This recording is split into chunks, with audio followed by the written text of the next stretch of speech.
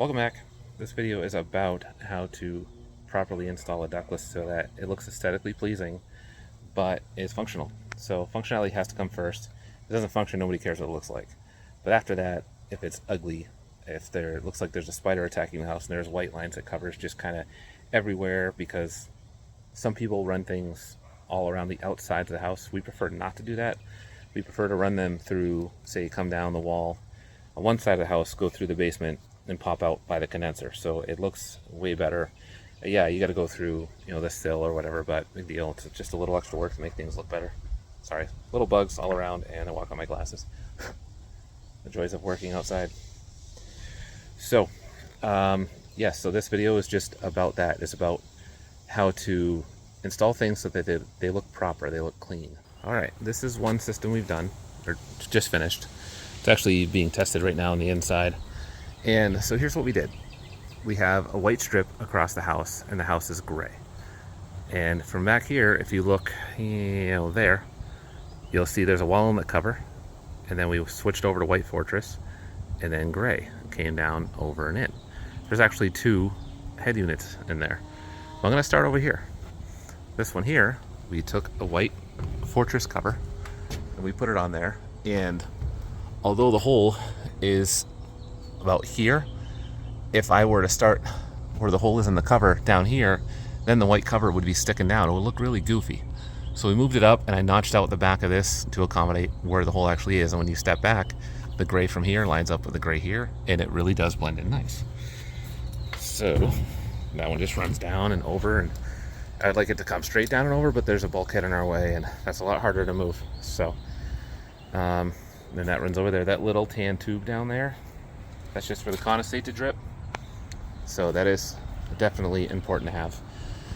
So that runs down and over. This condenser is actually running. It's running. I don't know if you can hear. I'm going to put the phone in the blast of the air coming out so you can tell it's actually running. I don't know if it's picking that up, but it is. So that's running pretty hard right now, and it's still very quiet. The whole system is very quiet. Head units are quiet and everything. So this one here, there's two sets of line sets coming out on this one cover, and this is what we did here. We transitioned it with just white and then a gray cover, and then this one's kind of the same thing. I lined up the top inlet cover to wind up where we wanted it. I could have gone higher in the bay, but that in the crawl space there, because that's actually a crawl space, believe it or not. It's not a room.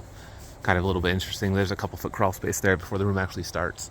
And that window only goes to the crawl space. It doesn't actually go to the room. It's just the way the house is. So this cover here, if I ran it up higher, we would have more fortress on the outside, and we're trying to reduce that. But we transitioned to white and then back to gray. So it's all the same stuff, just different colors. So you can do that and make it look good. So that's one system.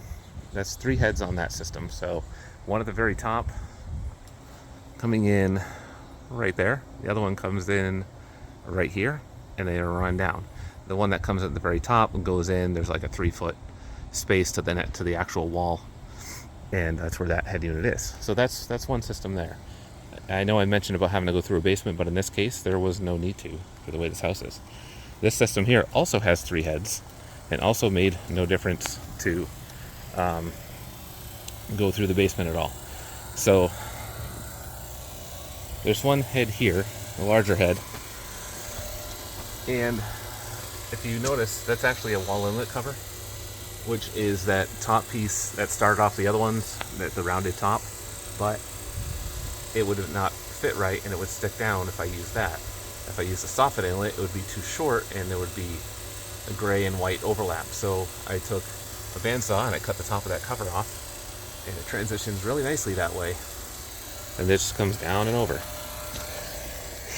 The other part, so this one here also has 2 in it. The bottom one, the condenser is moved over as far as it is to make sure we had our minimum line set length, which we do.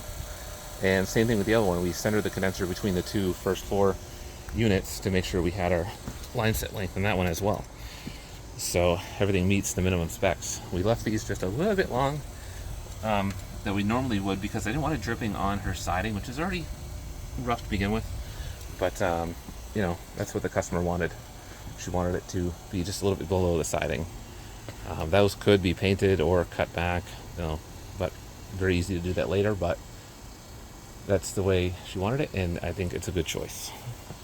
So we had this kind of bump out roof thing here to contend with, and so what we did here is, we did the transition from, gray to white, but through all those connections, there's no screws penetrating that roof at all. What I did is the very top part, need a smaller finger, need a screwdriver here. Right up there, it's screwed into the wall. And then from here down here, and back, it's all floating. With the exception of one screw going in this underneath this fascia lip, because there's wood underneath there. There's one screw there. So the reason it's floating is I don't want to put any holes in that roof. I don't want to be responsible for any water leak potential or whatnot. So the backers, which is the undercover, which would normally be screwed through, are screwed onto the covers, the inside of the covers, with the stainless steel screws they come with, and then I took snips and I cut off the excess. So the stainless steel screws, if you cut them off, they're not going to rust because they're all stainless.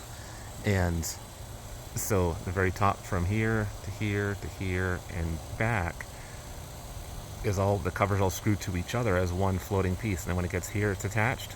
Up here, it's attached. And then there's one screw on the bottom of this lip that screws in right there. So it's all floating. The screws are through, but then cut. So you don't see them sticking out because it would look goofy. And also they're not touching or rubbing against the shingles up there, so she'll never have any issues with any of that. And then that runs up, and at there's one coming out here, and then another one right at this 90 bend. And since this is 4.5, there's only one line, I was able to take the condensate from here to here and have it angle down. So, so it properly drains. And basically it's pitched, that's the word I'm looking for. So it's pitched from the left to the right. Starts at basically kind of close to the top and then ends up at the bottom. And that's only about 3 feet. That piece is actually at 37 inches. And so it's a short run, but I thought it would look better than coming out, having two wallets and a T coming down. That just kind of cleans it up. Just one clear line all the way down. Transition there in different colors and running down and over. So you can make ductless look good on a home. You don't have to have it look like a spider's attacking. It doesn't have to be ugly, and it doesn't really take any more effort to use the different colors, which there are 4 of. There's white, there's ivory, which is kind of a tan, there's the gray, and there's dark brown. In this case, the gray matches the house very well. She doesn't have to paint any covers. She's very happy with how it looks, and the house looks nice. And now she has 6 head units, and she's going to be very comfortable. So, ductless systems are generally meant to be retrofit, and if done well, they can look very well. So that's it. That's what I wanted to show that you could do, and a little bit of extra effort can go a long way in the look of the home. So when you stand back from a distance, if we're right on top of it, but say cars driving by or whatnot, it really blends in quite well. With the lines running really low horizontally, you're not going to see it from the street really.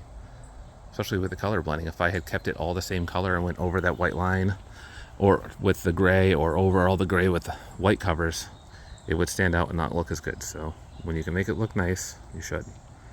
And that's all. I hope you have a great day. And if this helps you at all, please like and subscribe. It does help us.